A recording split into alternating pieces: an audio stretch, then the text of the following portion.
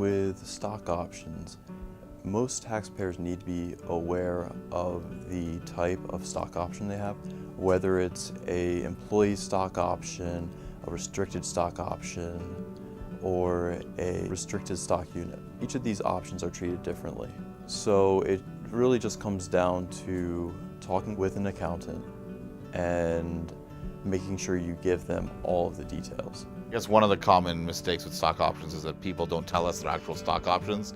They just give us the paperwork like it's regular stocks, and we're not able to tell that these actually are options granted by one of their employers or former employers. If you go ahead and exercise your stock options without considering the tax implications, you might have to pay a large amount of taxes before you actually receive the benefit of the stock options. Certain stock options we are able to minimize the tax effects on, depending on what they are and depending on what point the client reaches out.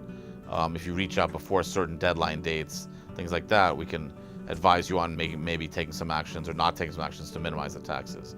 It really depends on timing there. So that's why it's something that's great to just take us up on our initial consultation for.